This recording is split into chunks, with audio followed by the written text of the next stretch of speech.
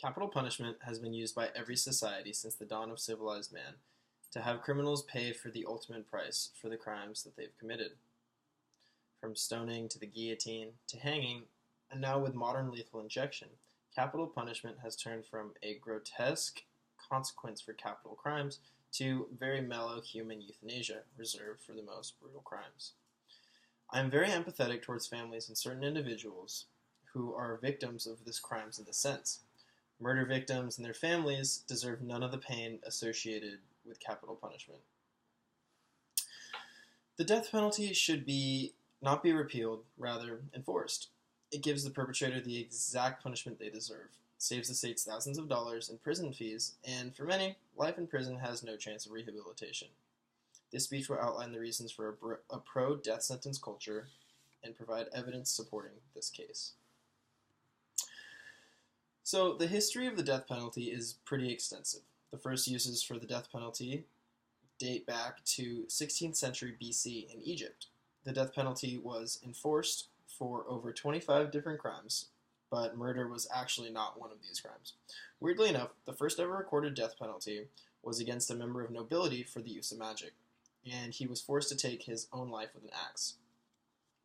Although America doesn't follow through with the death sentence for the use of magic, the main cause of capital punishment here in America is murder.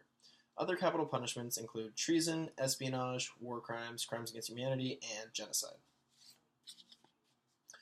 So for many, roughly 50% of Americans, as reported on Art Smith's death penalty survey in 2001, it is believed that capital punishment should be enforced as an eye-for-eye measure. The punishment should fit the crime. And that's exactly what has been enforced since the death penalty has been started in America. Abraham Lincoln once said, "Those who deny freedom to others deserve it not for themselves, and under a just God cannot long retain it." This is interpreted as others who take the freedom or life away from one another don't deserve to have their own freedom for themselves. This also means that they don't deserve to have life for themselves, because life is pretty much freedom. One who takes the life of another should pay the ultimate price. While on the topic of price, the lethal injection round of chemicals is significantly cheaper than housing an inmate in prison for life. And in a modern society when everyone is concerned with money, where their money is going, what they're spending it on, where their taxes are going, what their taxes are being spent on, this is a big deal. The math is sort of simple here. According to the Death Penalty Information Center, one round of lethal injection shots costs around $600 to $8,000 depending on the state. And this is obviously a one-time cost. And the yearly approximation for an inmate being housed in a federal prison equates to around $35,000 annually. When spending life in prison, which is approximately 60 years on average, that turns out to be roughly $2.1 million in taxpayers' money per inmate sentenced to life in prison for a capital offense. Now, I'm not saying that we use the lethal injection for every single murder conviction. I know that there are certain instances where crimes are committed out of passion. I believe that this punishment is strictly exclusive for inmates who have committed a crime too awful to be reconsidered for rehabilitation while inside of prison.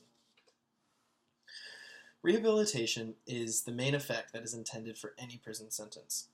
This is especially expected when dealing with an inmate whose sentences has lasted a lifetime. Crime Museum's report on rehabilitation effects of prison sentences stated that research has very, very consistently shown that prison inmates actually return the opposite of what is intended by prison sentences.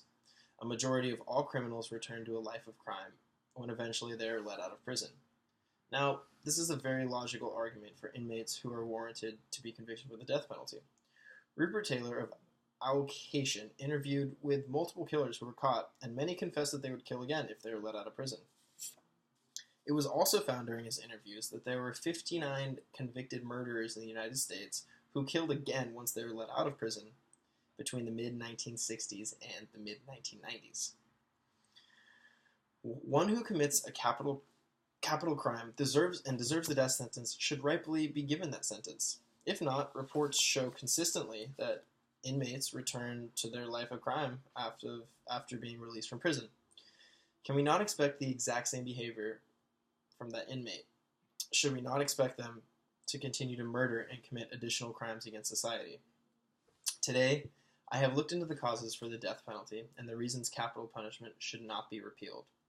We discussed the eye for an eye measure, the punishment should fit the crime. We looked into how the death sentence can save Americans millions of dollars in tax money. And we saw how rehabilitation is almost non-existent with prison inmates once they are released. Do we really want criminals who have committed heinous crimes against society and other people to be released from their sentence and continue to not benefit society, but rather directly negatively impact society?